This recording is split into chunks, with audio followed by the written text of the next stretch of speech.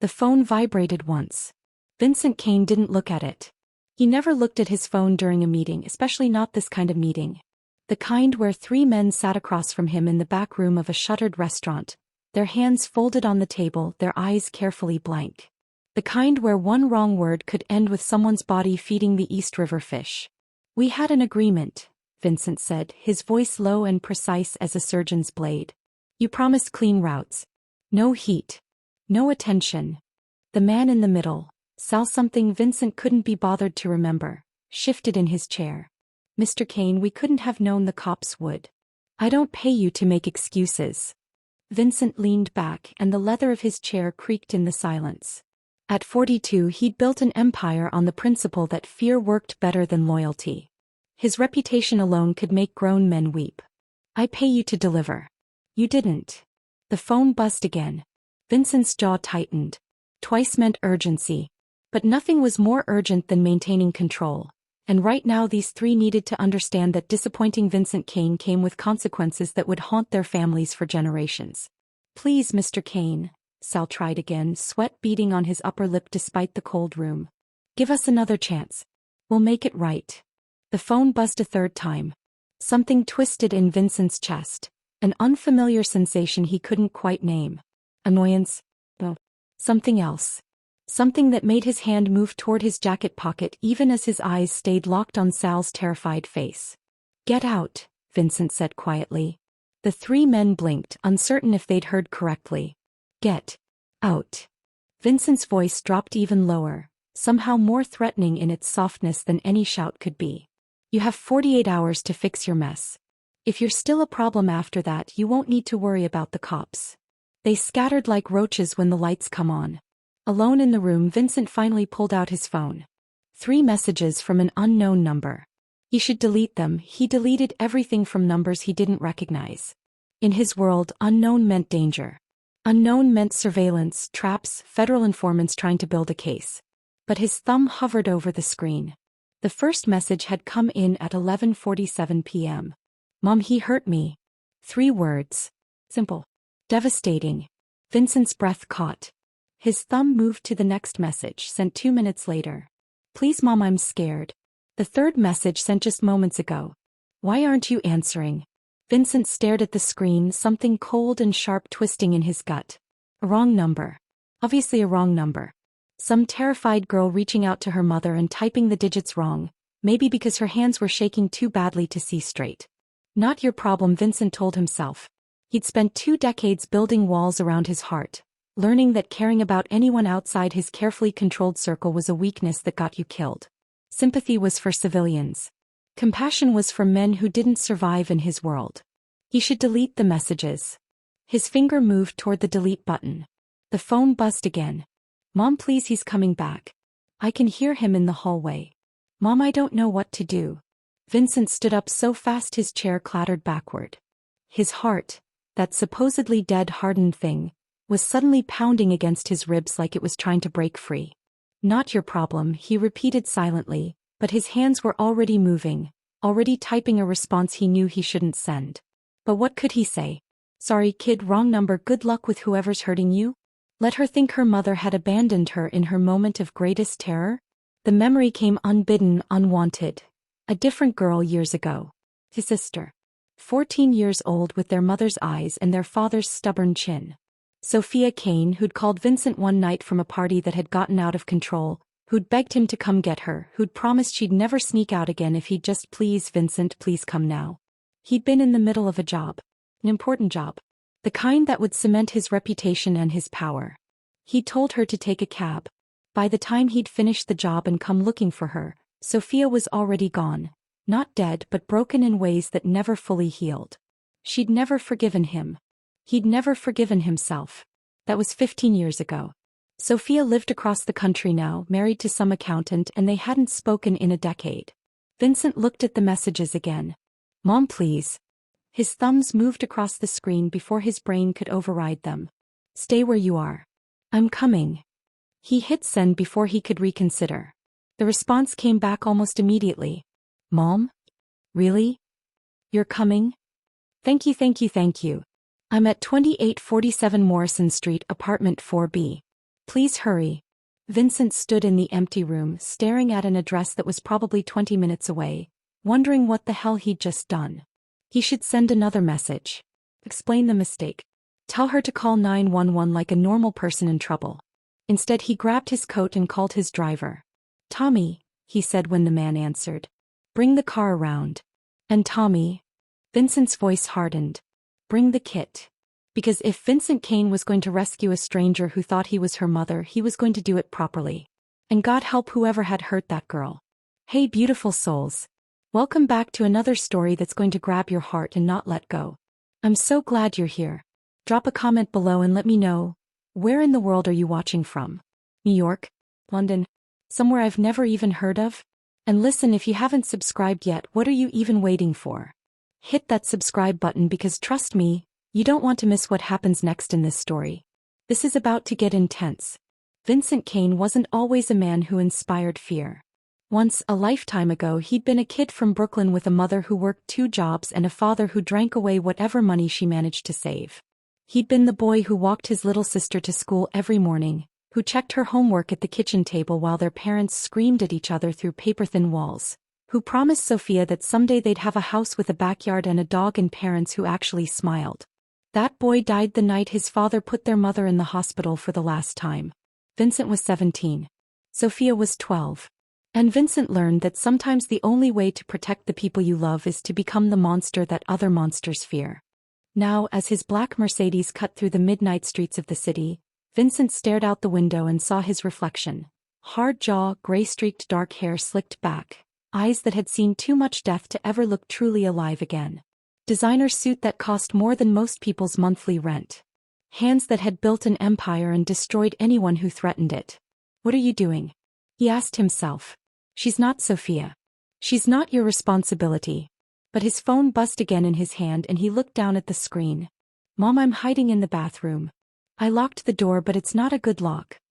He's drunk and he's angry. He says I deserved it. Something violent twisted in Vincent's chest. In his world, violence was currency, calculated, strategic, purposeful. But there was a special kind of hell reserved for men who hurt women, who used their strength to terrorize instead of protect. Vincent had killed men for less than what this girl was describing. Tommy, Vincent said to his driver, faster. Tommy, 60 years old, loyal as a dog and the closest thing Vincent had to a friend, glanced in the rearview mirror. Boss, you want to tell me what we're walking into? A mistake, Vincent said. A girl sent messages to the wrong number. She thinks I'm her mother. Tommy's eyebrows rose. And you're going because? Because no one else is. Vincent's voice was harder than he intended. How far? 5 minutes. You want me to call the crew? Vincent considered it. His crew, 12 men who'd die for him without question, who'd handled situations far more dangerous than a domestic dispute in a rundown apartment building. But something about this felt different. Personal. Like bringing an army would somehow violate the strange trust this terrified girl had accidentally placed in him. No, Vincent said finally. Just us. And Tommy? The kit. Tommy nodded and pulled the Mercedes to the curb 3 blocks from Morrison Street. He popped the trunk and retrieved a leather bag that Vincent knew contained everything from zip ties to a first aid kit to a Glock 19 with a suppressor. Tools of the trade. Vincent checked his phone one more time. No new messages for 3 minutes. His stomach tightened. They approached 2847 Morrison Street on foot. A 4-story walk-up that had probably been nice sometime around 1950 and had been falling apart ever since. Cracked concrete steps. Graffiti on the walls. The kind of place where neighbors learn not to call the police because the police never came fast enough to matter. Vincent had grown up in a building just like this one. 4th floor, he said quietly, and Tommy nodded, his hand resting casually on the weapon hidden under his jacket. The building's main door was broken, hanging half open on rusted hinges. The hallway smelled like mildew and old cooking oil and desperation. Vincent climbed the stairs 2 at a time, his footsteps silent despite his size. A skill learned from years of approaching people who didn't want to be found. Apartment 4B was at the end of the hall. Vincent stopped 3 feet from the door and listened. Inside, the sound of a television turned up too loud. A man's voice, slurred and angry. Emily. Emily. Get the hell out here. You think you can hide from me in my own goddamn apartment? A crash. Something breaking. More shouting. Vincent's jaw tightened. He pulled out his phone and typed quickly. I'm outside your door. Don't make a sound. I'll handle this. The response came back almost immediately. Mom, you're really here? Thank God. Please be careful, he has a temper. Vincent almost smiled at that, at this girl warning her mother to be careful with a man who was about to learn what real danger looked like. He slipped his phone into his pocket and nodded at Tommy. Then he knocked on the door, 3 sharp raps that echoed down the hallway. The shouting inside stopped. Footsteps approached the door. Heavy. Unsteady. Who the hell? The door swung open, revealing a man in his 30s with bloodshot eyes and a wife-beater stained with what looked like spaghetti sauce and beer. He was big, maybe 6'2", 220, and clearly drunk enough to be dangerous. Who the fuck are you? Vincent didn't answer. He was too busy cataloging fresh scratch marks on the man's arms. Bruised knuckles. The apartment behind him trashed. Overturned furniture, broken glass. A woman's purse spilled across the floor. I said who the fuck? The man started to shove Vincent backward. Mistake. Vincent caught the man's wrist, twisted it at an angle that made something pop, and had him face down on the hallway floor in less than 3 seconds. The man screamed, high and shrill, all his drunken bravado evaporating into pure pain. Where's Emily? Vincent's voice was ice. Where is she? Bathroom. The man gasped, his cheek pressed against the stained carpet. Jesus Christ, what did you do to my arm? Bathroom where? End of the hall, please man, I think you broke. Vincent didn't wait to hear the rest. He left Tommy to handle the drunk and stepped into the apartment, his eyes scanning for threats, for weapons, for anything that might put the girl in more danger. Emily? He called out, keeping his voice gentle despite the adrenaline singing through his veins. Emily, it's safe now. You can come out. The bathroom door didn't open. Vincent stood in the narrow hallway of the trashed apartment, surrounded by evidence of violence. A hole punched in the drywall, blood drops on the linoleum, a broken picture frame showing a younger, happier version of the man now groaning in the outer hallway. Emily, Vincent said again, softer this time. My name is Vincent. You sent me messages tonight. You thought I was your mother. Silence. Then barely audible. You're not my mom? The voice was young. Too young. Vincent's hands clenched into fists. No, he said. Wrong number. But I'm here anyway and I promise you you're safe now. Can you open the door? How do I know you're not with him? Smart girl. Scared but smart. Because if I was with him, Vincent said, he wouldn't be crying in the hallway right now with a dislocated shoulder. Tommy, the man out there, he's making sure your boyfriend? Husband. Boyfriend. The word came out like poison. Your boyfriend doesn't hurt you again. Ever. But I need to see if you're okay. Can you unlock the door? A long pause. Then the sound of a lock clicking. The door opened 6 inches and Vincent got his first look at Emily Chin. No, not Chin, he reminded himself. Emily something else. Emily with wide brown eyes swollen from crying, a split lip, and a bruise blooming purple across her left cheekbone. She was maybe 22, dressed in an oversized college sweatshirt and jeans, and she was shaking so hard Vincent could see it from 3 feet away. She looked at him, really looked, and her eyes went even wider. You're not my mom, she whispered. No. You're a man. Yes. I don't understand. Emily's voice cracked. I texted my mom. I have her number memorized. I've had it memorized since I was 6 years old. How did it go to you? Vincent had no answer for that. Cosmic mistake. Divine intervention. Dumb luck. He'd stopped believing in God the night he'd killed his first man, but standing here looking at this terrified girl, he almost wondered if something bigger than both of them had orchestrated this moment. Does it matter? Vincent asked gently. I'm here. You're safe. That's what matters. Emily stared at him for another long moment, and Vincent realized she was trying to reconcile what she saw. A man in a $3,000 suit with expensive shoes and a face that belonged on wanted posters, standing in her disaster of an apartment offering help like some kind of fairy godfather. You look dangerous, she said finally. Vincent almost smiled. I am dangerous. Then why should I trust you? Because, Vincent said, meeting her eyes, The most dangerous man in this apartment tonight is the one I have bleeding on your hallway floor. And because you already trusted me enough to give me your address. And because... He paused, remembering Sophia, remembering every failure that had led him to this moment.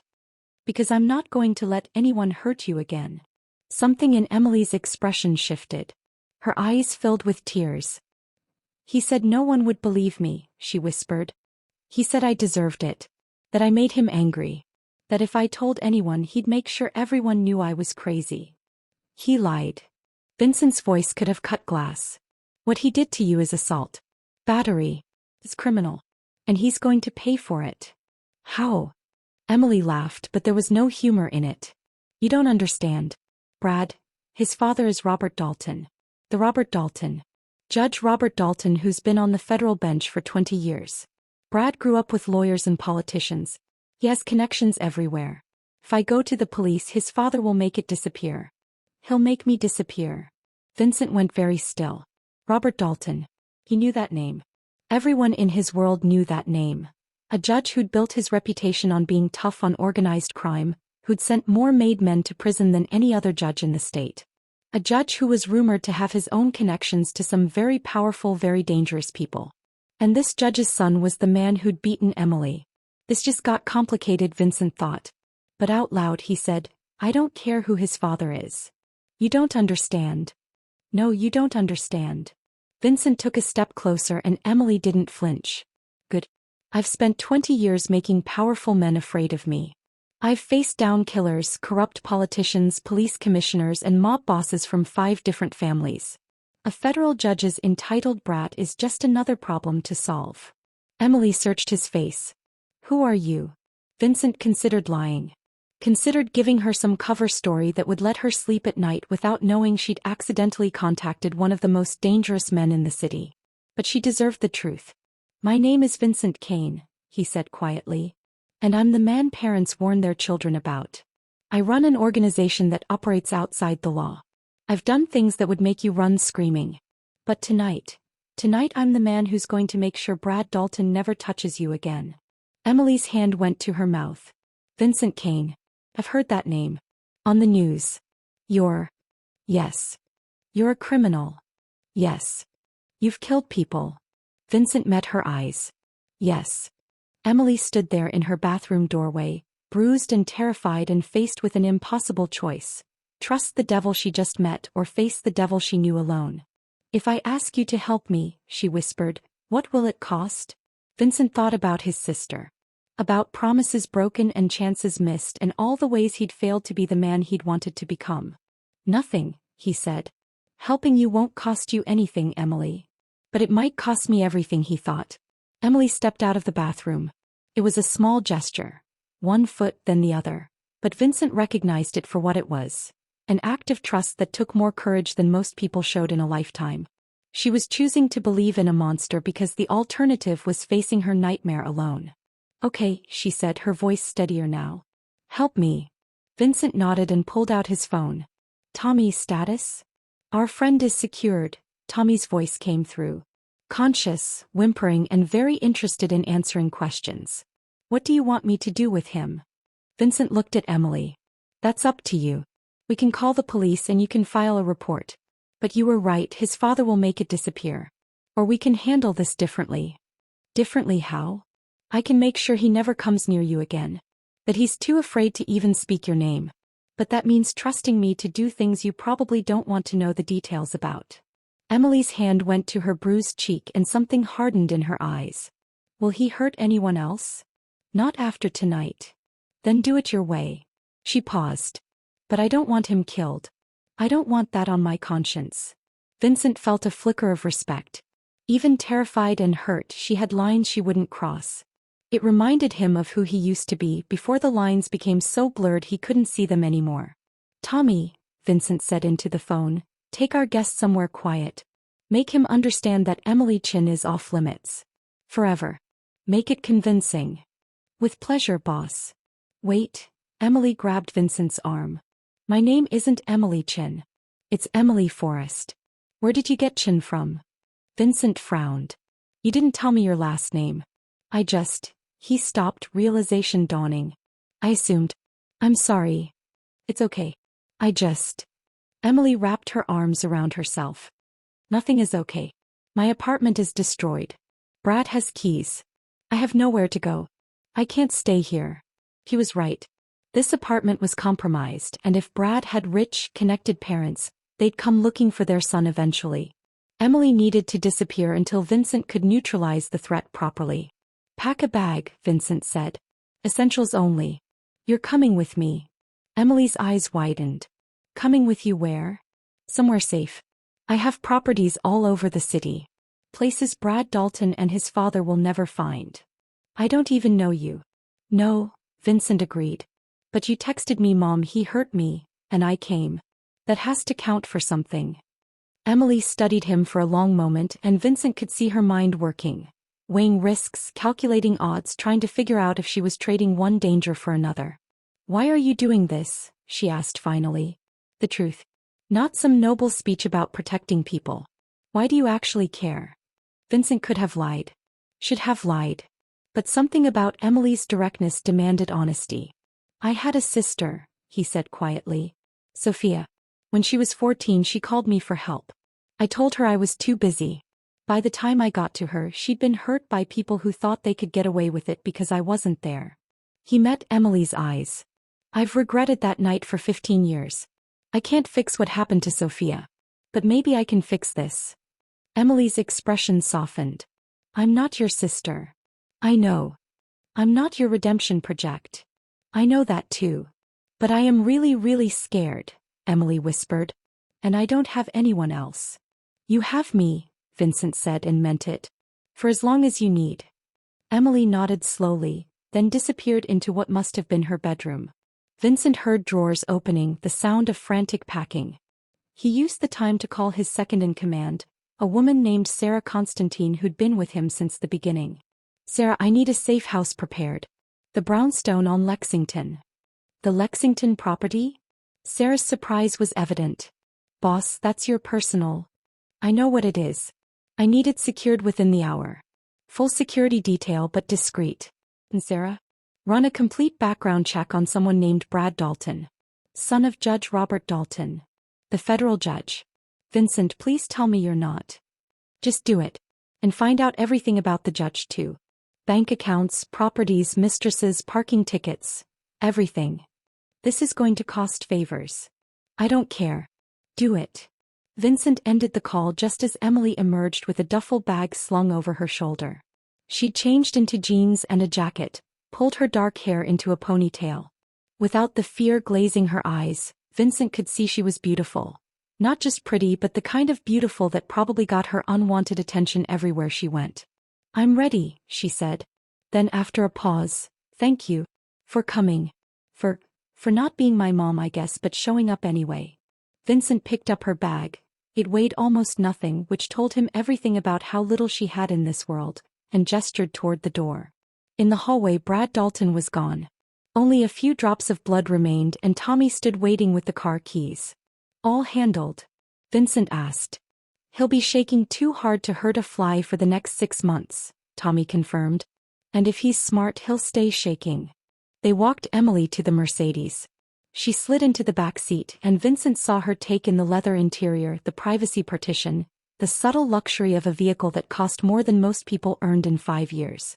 Jesus, she muttered. What do you do exactly? Vincent settled in beside her. I solve problems. By breaking people's arms? Sometimes. Other times I use more creative solutions. Emily looked at him, really looked, and Vincent saw the moment she decided something. Teach me, she said. Vincent blinked. What? Teach me to be less afraid. To fight back. To be someone Brad would never dare touch. And suddenly Vincent realized this wasn't just about protecting Emily anymore. It was about watching someone reclaim their power. He said. I'll teach you. The brownstone on Lexington was nothing like Emily expected. She'd imagined something cold and sterile. A safe house with bare walls and functional furniture, the kind of place criminals used to hide witnesses or count money. Instead, Vincent led her into what looked like a home. Exposed brick walls lined with bookshelves, a kitchen with marble countertops, hardwood floors that gleamed in the soft lighting, and windows that overlooked a private garden. "This is where you live?" Emily asked, setting her duffel bag down in the entrance hallway. "Sometimes."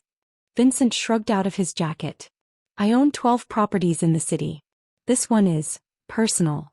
Emily noticed the photographs on the mantel, candid shots of people laughing, a woman who must have been Vincent's mother, a young girl who could only be Sophia. A life preserved in silver frames, like a museum exhibit of who Vincent Kane used to be before he became the man who inspired fear. "Your sister is beautiful," Emily said softly. Vincent's jaw tightened. She's alive, but the girl in that picture doesn't exist anymore. "Because of what happened when she called you?" "Because I failed her." Vincent moved to the bar and poured himself 2 fingers of whiskey. He held up the bottle, offering, but Emily shook her head. "She needed me to choose her over my ambition. I chose wrong." Emily sank onto the leather couch, exhaustion finally catching up with her. Her face throbbed where Brad had hit her, and her ribs ached from when he'd shoved her into the kitchen counter. But worse than the physical pain was the hollow feeling in her chest, the knowledge that she'd almost died tonight in that bathroom and her real mother still had no idea. "I need to call my mom," Emily said suddenly. "My actual mom. She must be worried sick. I've been texting the wrong number all night and—" Her phone was already in her hand, pulling up her contacts. She found Mom and stared at the number. Then she went cold. "Vincent." He looked up from his whiskey. "This is my mom's number. I'm looking right at it. The number I've had saved for 10 years. Emily's voice shook. "It's the same number I texted tonight. The same number that reached you." Vincent set down his glass and crossed the room. Emily showed him her phone and he compared it to the messages she'd sent. Same number. Exactly the same. "That's impossible," Vincent said. "I know it's impossible. But I'm looking at it." Emily's hands were shaking again. "I texted my mother. The number I've texted 1,000 times. How did it go to you?" Vincent pulled out his own phone and dialed the number. It rang once, then went straight to a recorded message. "The number you have reached is not in service. Please check the number and try again." "Your mother's phone is disconnected," Vincent said slowly. No, I talked to her 2 days ago. She called me from this number." Emily was dialing now, her fingers jabbing at the screen. The same recorded message. "This doesn't make sense. None of this makes sense." Vincent's expression had shifted into something Emily couldn't read, something dark and calculating. "When did you last see your mother in person?" 3 weeks ago. She came to visit for my birthday." Emily's mind was racing. "We had lunch at that Italian place on 5th Street. She seemed fine. Normal." "Why?" "Because phone numbers don't just redirect to random strangers. Not without someone making it happen." Vincent was pacing now, his mind clearly working through possibilities. "Emily, I need you to tell me everything about your mother. Her full name, where she lives, what she does for work." "Catherine Forrest. She's a nurse at St. Mary's Hospital in Queens. She lives in the same apartment she's had since I was born." Emily felt panic rising in her throat. "Vincent, what are you saying?" "I'm saying that your messages reaching me wasn't an accident. Someone wanted me to find you tonight." The words hung in the air like a bomb waiting to explode. "That's insane," Emily whispered. "Who would do that? Who would even know I was in danger?" Vincent was already on his phone calling Sarah. "I need everything on Catherine Forrest, nurse at St. Mary's in Queens. And I need it 5 minutes ago." He listened for a moment, his face growing darker with each passing second. "What?" Emily demanded. "What is it?" Vincent lowered the phone. "Sarah can't find any Catherine Forrest employed at St. Mary's. In fact, she can't find any Catherine Forrest matching your mother's description anywhere in the city database." Emily's world tilted sideways. "That's impossible. My mother works there. She's worked there for 15 years. I've visited her at the hospital. I've met her coworkers." "When was the last time you visited her at work?" Emily opened her mouth to answer, then stopped. "When was the last time?" I don't know. College. She always said the hospital was too depressing, that she didn't want me seeing the sick patients. She'd meet me for lunch nearby instead." Vincent sat down beside her, and for the first time since he'd arrived at her apartment, Emily saw something like sympathy in his eyes.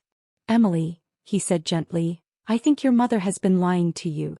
About being a nurse? About everything.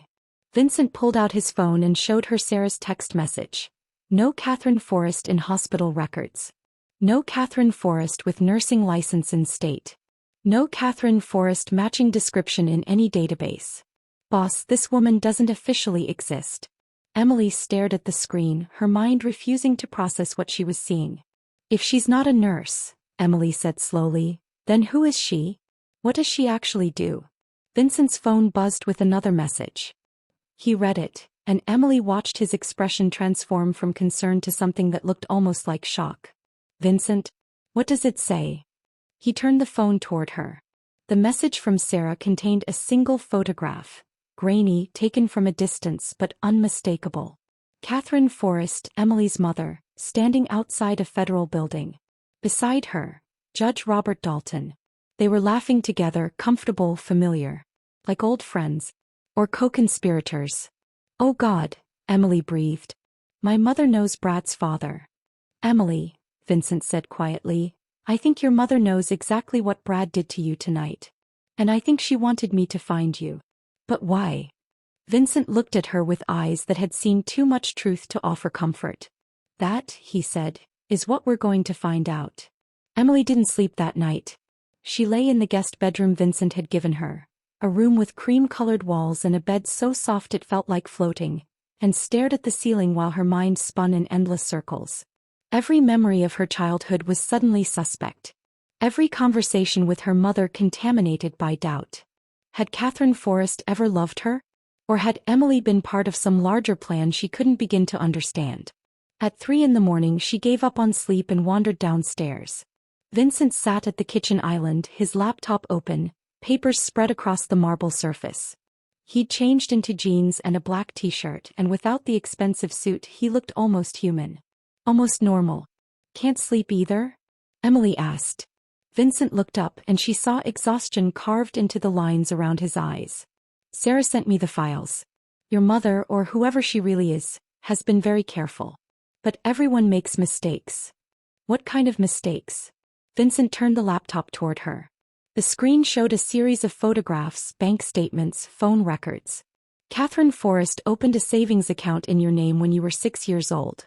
Every month someone deposits exactly $5,000 into it. The account now has over $1 million. Emily's stomach dropped. That's impossible. My mother barely makes enough to cover rent. She's always complaining about money. Because she wanted you to believe you were poor. She wanted you dependent, grateful, easy to control. Vincent pulled up another document. 3 months ago someone accessed that account and moved $200,000. Want to guess where it went? Where? A shell corporation owned by Judge Robert Dalton. Emily sank into the chair beside him, her legs suddenly unable to hold her weight. I don't understand. Why would my mother give Brad's father money? I don't think she gave it to him. I think she paid him. Vincent's voice was grim. Emily, when did you meet Brad? 4 months ago. At a coffee shop near campus. He spilled his drink on me, apologized, bought me a new one. We started talking and... Emily's voice trailed off as the realization hit her. It wasn't an accident. No. I think Brad was sent to find you. To get close to you. But why? What would they want from me? Vincent hesitated and Emily recognized that look. The same look doctors wore when they were about to deliver devastating news. Vincent, just tell me. Your father, Vincent said carefully. Catherine told you he died when you were a baby, correct? Car accident. She said he was driving home from work and a drunk driver hit him. Emily's voice was hollow. That's a lie too, isn't it? Vincent pulled up another document. A death certificate. There's no record of any man married to Catherine Forrest dying 22 years ago. But there is a record of a man named James Bishop who disappeared that same year. A man who worked as an accountant for several crime families in the city. A man who knew where a lot of very dangerous people kept their money. Emily's hands had gone numb. You think that's my father? I think James Bishop knew something that made him dangerous. I think he disappeared to protect himself, and maybe to protect you and your mother. And I think Catherine has been hiding you ever since, keeping you off the grid, making sure no one knew James Bishop had a daughter. Until now. Emily felt tears burning behind her eyes. Until she decided to use me for something. But what? What could I possibly have that would be worth all this? Vincent's phone buzzed. He glanced at the screen and his expression shifted into something Emily had learned to fear. Cold calculation mixed with barely controlled rage. What is it? Sarah just sent me a location. Your mother is at Judge Dalton's private estate in Connecticut. She's been there for 3 days. 3 days. While Emily had been trapped in that apartment with Brad, while she'd been beaten and terrorized and sending desperate messages to a number that should have reached her mother but instead reached a stranger, Catherine Forrest had been safely tucked away at the judge's mansion. She knew, Emily whispered. She knew what Brad was doing to me. Emily. She knew. Emily was standing now, rage flooding through her veins like fire. She set it up. She sent Brad to hurt me. She wanted me scared and desperate and, Emily stopped, a new horror dawning. She wanted me to text her. She wanted me to beg for help. So she could redirect those messages to me. Vincent stood and crossed to her. Emily, I think your mother wanted me to rescue you. She wanted us to meet. Why? What could you possibly? Emily stopped as the final piece clicked into place. Oh God. You're Vincent Kane. You run the biggest criminal organization in the city. If my father really did steal money from the families you work with, then you'd be the one who could access it. You'd be the one who could make deals. And if I'm protecting James Bishop's daughter, Vincent said quietly, then I have leverage over everyone who wants to find him. Your mother didn't just set you up to be hurt, Emily. She set you up to be bait. Emily felt something inside her break. Not the clean snap of a bone, but the slow, grinding destruction of every foundation she'd built her life upon. I need to leave, she said. I need to get away from you, away from my mother, away from all of this. Emily, you can't. It's not safe. I don't care. She was screaming now, months of fear and pain and betrayal erupting all at once. Everyone in my life has used me. Brad used me. My mother used me. And now you're using me too, aren't you? That's why you really came tonight. Not because you're some noble hero trying to save people. Because you saw an opportunity. Vincent didn't deny it. That silence hurt worse than any confession could have.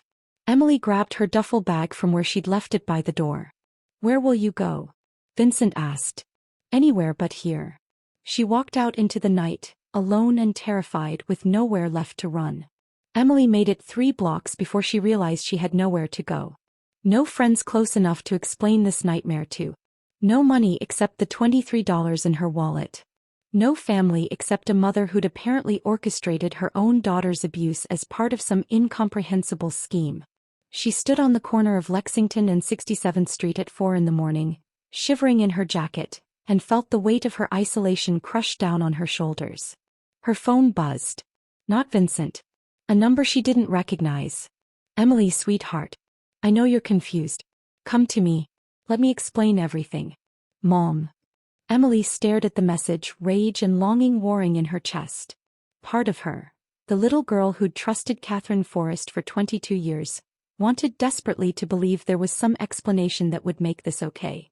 Some reason that would justify the lies. But she'd learned something tonight. Trust was a weapon and everyone knew how to use it. She typed back, "Why did you do this to me?" The response came immediately, "To save you. Please, Emily. I'm at the Plaza Hotel, room 2847. Come alone. Don't trust Vincent Kane, he's more dangerous than you know." Emily looked back toward the brownstone. Through the window she could see Vincent's silhouette, still sitting at the kitchen island, surrounded by his files and his secrets. She should run. Get on a bus to somewhere far away. Change her name. Start over. But starting over meant never knowing the truth. And Emily was done being kept in the dark. She turned and walked in the opposite direction, not toward the Plaza Hotel and not back to Vincent. Instead, she pulled out her phone and called the one person she hadn't considered until now. St. Mary's Hospital, how may I direct your call? I need to speak to someone in human resources, Emily said. It's about an employee verification. 10 minutes later, Emily had confirmation. Catherine Forrest had never worked at St. Mary's.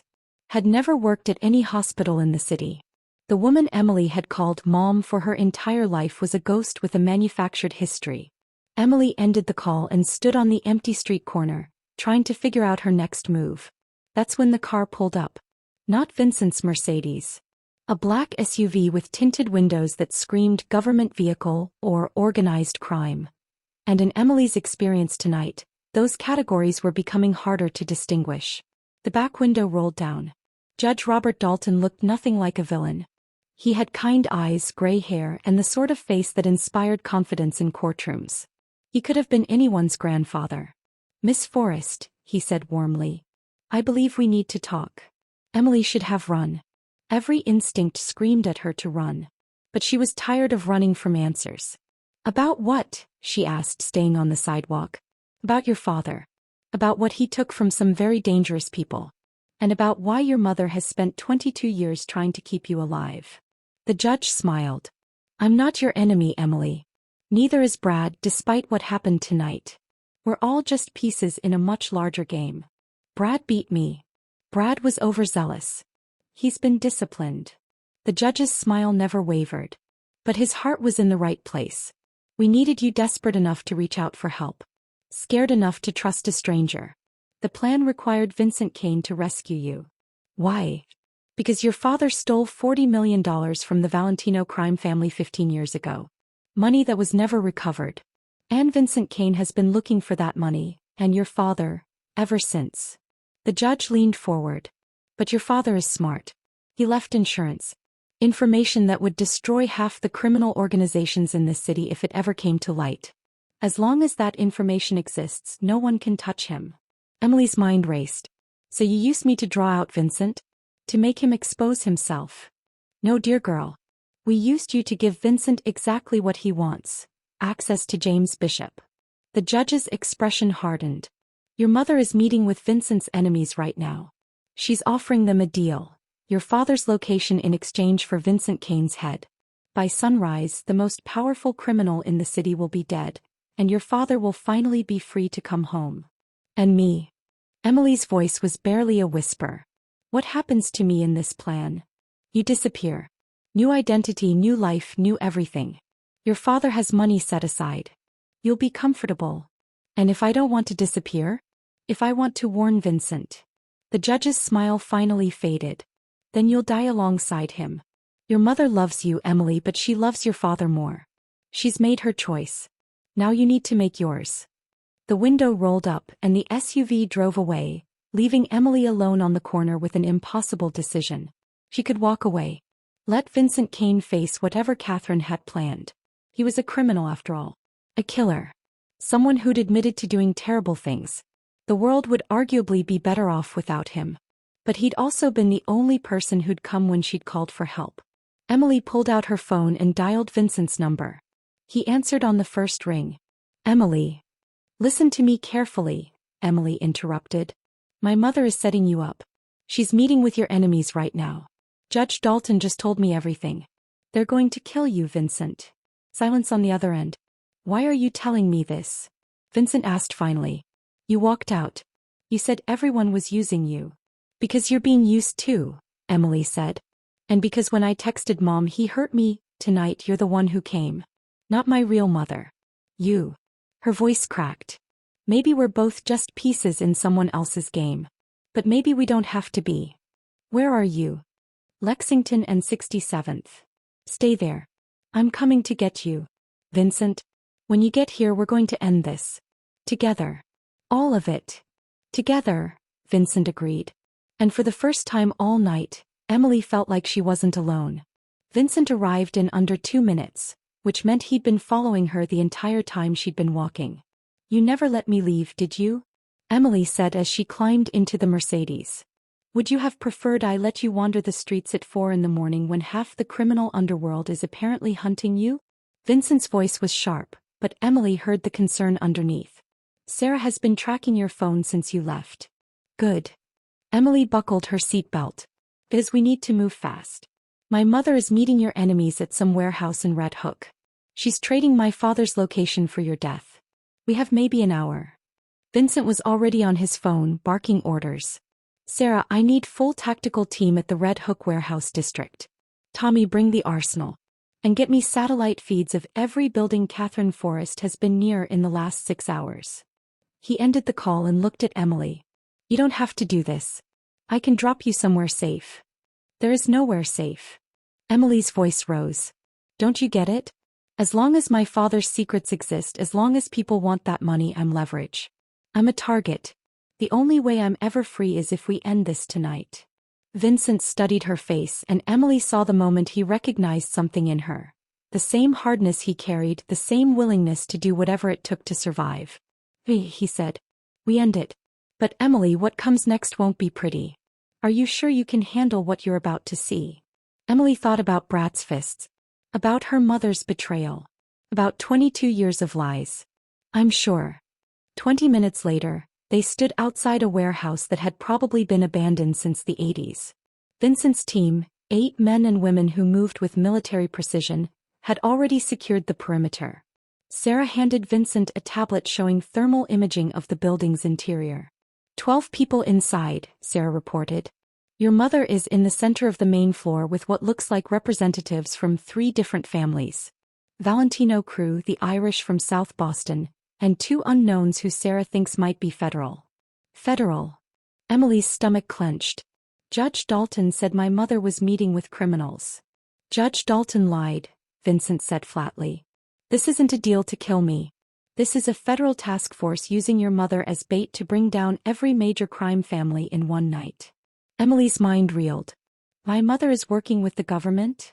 Your mother, Vincent said, pulling a gun from the weapons case Tommy had brought, has been a federal informant for 20 years. Your father didn't steal money from the Valentino family. He was gathering evidence for the FBI.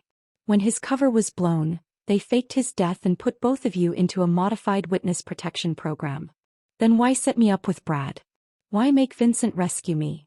Sarah answered. Because Vincent Kane is the one criminal the FBI has never been able to touch. He's too smart, too careful. They needed him to break his own rules. To expose himself protecting someone. They needed him to care about something, Emily whispered, understanding flooding through her. They needed him to care about me. Vincent's expression was carved from stone. And it worked. I exposed my safe house, my team, my methods. All to save you. By now they have everything they need to build a case that will put me away for life. So what do we do? Vincent checked his weapon with practiced efficiency. We give them what they want. But on our terms. He turned to his team. No killing unless absolutely necessary. We're going in to negotiate, not to start a war. Sarah, you're with me. Tommy, secure our exit routes. Everyone else, perimeter watch. If this goes sideways, we vanish into the night. Understood. They nodded and dispersed like shadows. Vincent looked at Emily. Last chance to walk away. I'm coming with you. Emily. She's my mother. Emily's voice cracked. She used me. She lied to me. She hurt me. I deserved to face her. Vincent hesitated, then nodded. Stay behind me. If shooting starts, you run. Promise me. I promise.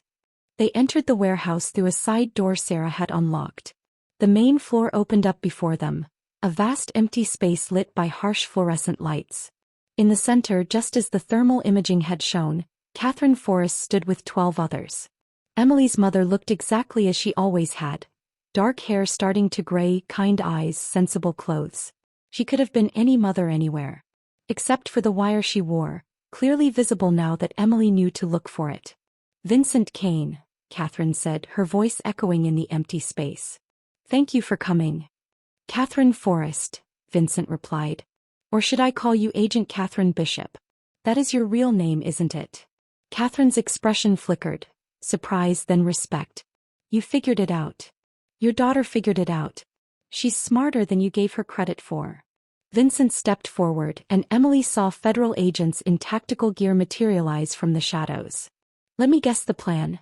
I come to rescue Emily, you arrest me, and you close the biggest case in FBI history. Your husband comes out of hiding, you get your family back, and everyone celebrates. Something like that, Catherine admitted. Except you made one mistake. Vincent smiled, and it was the most dangerous thing Emily had ever seen. You assumed I'd come alone. The lights went out. When they came back on 3 seconds later, Vincent's team had disarmed every federal agent in the room. Sarah held a phone displaying a video feed. This is streaming live to every news outlet in the city, Vincent announced. Everyone watching is about to learn that the FBI has been running illegal operations, faking deaths, and using civilians as bait. including Catherine Bishop's own daughter. Catherine's face went white. You're bluffing. Am I? Vincent looked at Emily. Want to tell your mother what Judge Dalton said to you tonight? About how Brad was disciplined for beating you. About how you were acceptable collateral damage. Emily stepped forward and every eye in the room turned to her. You used me, Emily said to her mother. You let a man hurt me so you could catch Vincent. What kind of mother does that? Catherine's eyes filled with tears. Emily, sweetheart, you don't understand.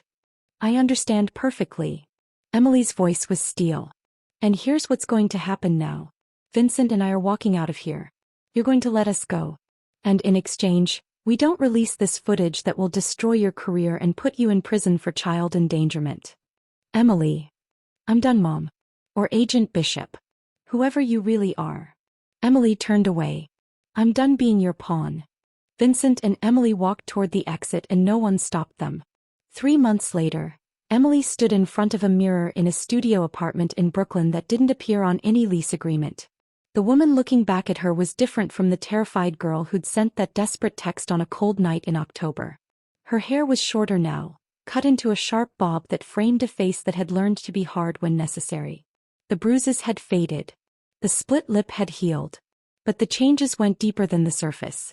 Emily Forrest, the naive college student who'd believed her mother was a nurse and that love meant safety, was gone. In her place stood someone stronger. Someone who'd learned that survival sometimes meant trusting monsters and that family wasn't always the people who shared your blood. Her phone buzzed. A message from Vincent. Dinner at 7? I have news. Emily smiled and texted back. I'll bring wine. The past 3 months had been a study in contradictions. Vincent had given her this apartment, paid her bills, and asked for nothing in return except that she stay off the grid while his lawyers negotiated with the FBI. He'd also, true to his word from that first night, been teaching her to be less afraid. Self-defense classes with Sarah 3 times a week. Lessons in reading people, in spotting danger, in trusting her instincts. Vincent even taught her the basics of his business. Not to recruit her, he insisted, but so she'd understand the world she'd accidentally stumbled into. Knowledge is armor, he'd said. And you deserve to be protected. Emily had also been doing her own investigation. With Sarah's help, she'd tracked down records her mother had sealed. Her father's real history, the money he'd actually taken, evidence funds, not stolen millions, and the truth about the witness protection program that had defined Emily's entire childhood. James Bishop had been a good man trying to do the right thing. Catherine Bishop had been an ambitious agent who'd prioritized her career over her daughter's safety. And Emily had been caught between them, a pawn in a game she'd never consented to play. But that game was ending. Emily grabbed her jacket and headed to Vincent's brownstone. The evening air was cool, carrying the scent of autumn leaves and the distant promise of winter. The city felt different now, not safer exactly but more honest. She saw the dangers that had always been there, the predators who'd been circling all along. But she also saw the helpers. The people like Vincent who'd built walls around their hearts but still came running when someone needed them. Vincent's brownstone glowed with warm light as Emily approached. She let herself in with the key he'd given her. Another small gesture of trust that meant more than he probably realized. Kitchen, Vincent called out. Emily found him cooking. An image so domestic and unexpected that she had to suppress a laugh. Vincent Kane, who could order someone's death with a phone call, wearing an apron and stirring pasta sauce. You're staring, he said without turning around. You're cooking. I'm Italian. Cooking is genetic. He glanced over his shoulder and Emily saw warmth in his eyes that had been absent 3 months ago. How was your day? Good. I met with the admissions counselor at Columbia. If I reapply for spring semester, they'll consider me for the architecture program. Vincent smiled. A real smile, not the dangerous one he wore for the world. That's excellent news. It's your news that I'm here for, though. Emily poured 2 glasses of wine and handed him one. What did your lawyer say? Vincent set down his wooden spoon and turned to face her fully. The FBI is officially closing their investigation into me. No charges, no surveillance, no further action. Emily's breath caught. How? Because we had leverage. The footage from that night, plus testimony from Judge Dalton. who, it turns out, was very motivated to cooperate once we showed him evidence of his son's assault charges and his own financial improprieties. Vincent's expression hardened slightly. Brad Dalton is currently in a minimum security facility awaiting trial. His father resigned from the bench. And my mother? Vincent's expression softened. Catherine Bishop has been reassigned to a desk job in Montana. She won't be running field operations again. Your father. He paused. James Bishop would like to meet you. If you're interested. Emily's hand shook slightly as she set down her wine glass. He's alive. Very much so. He's been living in Oregon under the name John Redwood. He's a high school math teacher. Remarried, has 2 stepchildren. Vincent watched her carefully. Sarah can arrange a meeting, but only if you want one. You don't owe him anything. Emily thought about the father she'd never known, the man whose choices had shaped her entire life from a distance. Part of her was curious. Part of her was angry. But mostly she realized she was tired of letting other people's decisions define her. Maybe someday, she said finally. But not yet. I need to figure out who I am first before I can handle meeting him. Vincent nodded, understanding in his eyes. That's fair. They ate dinner together. Pasta with homemade sauce, garlic bread, a salad that Vincent had somehow made fancy with pears and walnuts. They talked about small things. Emily's plans for school, Vincent's legitimate business ventures. He owned 3 restaurants apparently. Sarah's upcoming vacation to Greece. Felt almost normal. Almost like a regular dinner between friends. Except Emily kept catching Vincent looking at her with an expression she'd learned to recognize over the past 3 months. Something deeper than friendship, more complicated than simple protection. After dinner they moved to the living room. Emily curled up on the couch with her wine while Vincent built a fire in the fireplace. The flames cast dancing shadows across the walls, and Emily found herself thinking about that first night. How terrified she'd been, how convinced she was going to die. Vincent, she said softly. Why did you really come that night? The truth. Vincent settled into the chair across from her, his own wine glass cradled in his hands. I told you. Because of Sophia. That's part of it. But there's more, isn't there? Vincent was quiet for a long moment, firelight reflecting in his dark eyes. When I was building my empire, I made a promise to myself. I told myself that everything I did, all the violence, all the darkness, was necessary to protect the people I cared about. To create a world where my sister would be safe, where my mother could retire comfortably, where the people loyal to me would never have to be afraid. But I got so focused on building that empire that I forgot to actually protect the people I loved. Sophia called for help and I chose power over her.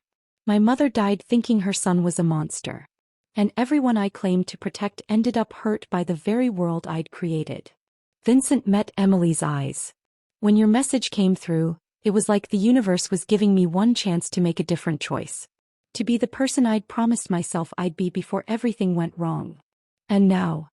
Emily's voice was barely a whisper. Now that you've made that choice, what happens? Vincent set down his wine glass and moved to sit beside her on the couch. Now I'm trying to figure out how a 42-year-old criminal with more blood on his hands than he can count deserves to have someone like you in his life. Emily's heart stuttered. Someone like me? Someone brave. Someone who stood in that warehouse and faced down her mother despite being terrified. Someone who chose to trust me even after learning exactly what kind of man I am. Vincent reached out, his hand hovering near her face but not quite touching. Someone I think about every morning when I wake up and every night before I sleep. Someone who makes me want to be better than I've ever been. Emily leaned into his almost touch and Vincent's hand finally connected with her cheek. Gentle, reverent, like she was something precious. I'm not your redemption project, Emily said, echoing the words she'd spoken 3 months ago. No, Vincent agreed. You're something much more dangerous than that. You're someone I actually care about. Emily kissed him. It wasn't gentle or tentative. It was 3 months of building tension, of stolen glances and careful distance finally collapsing into honesty. Vincent kissed her back with an intensity that made Emily's entire body come alive. One hand tangled in her hair, the other wrapped around her waist like he was afraid she might disappear. When they finally broke apart, both breathing hard, Vincent rested his forehead against hers. This is a terrible idea, he murmured. Probably, Emily agreed. I'm not a good man, Emily. I've done things that would make you run if you knew all the details. I know enough. Emily pulled back slightly so she could meet his eyes. And I'm not asking you to be perfect. I'm asking you to be honest. Can you do that? Vincent searched her face and Emily saw the moment he made his choice. Not between good and evil but between isolation and connection. Yes, he said. I can do that. 6 months after that, Emily stood in Vincent's study, now partially hers, filled with architecture textbooks and drafting supplies alongside his business files. She was sketching a design for a community center Vincent was funding in Brooklyn, a legitimate project that would help kids like they'd both been.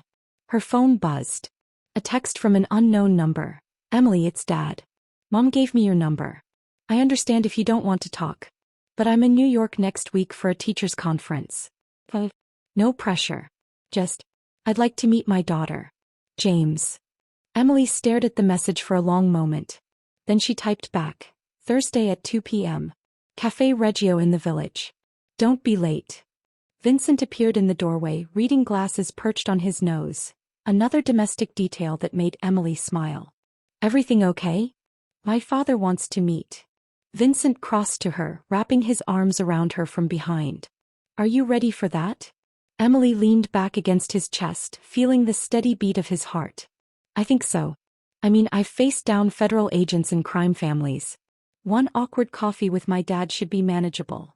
Vincent laughed, a sound that still surprised Emily with its warmth. Fair point. They stood there for a moment looking out the window at the city below. Emily thought about the girl who'd sent that desperate text 6 months ago, who'd been so lost and afraid.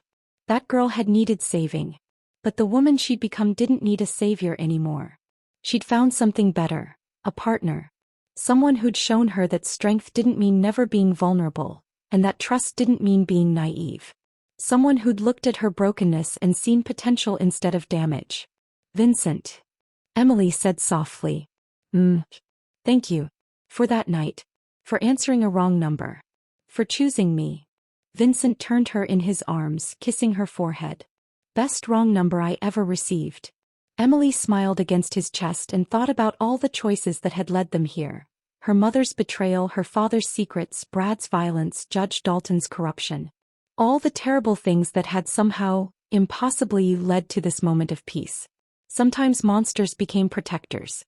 Sometimes wrong numbers became right choices. And sometimes the family you built was stronger than the family you were born into. Emily had learned all of that and more. But the most important lesson? She'd learned that she didn't need anyone to save her. She just needed someone brave enough to stand beside her while she saved herself. And that, beautiful souls, is how a wrong number changed 2 lives forever. If this story grabbed you, made you feel something, made you believe in second chances and unlikely heroes, then leave a comment below. Tell me what you thought. Tell me which moment hit you hardest.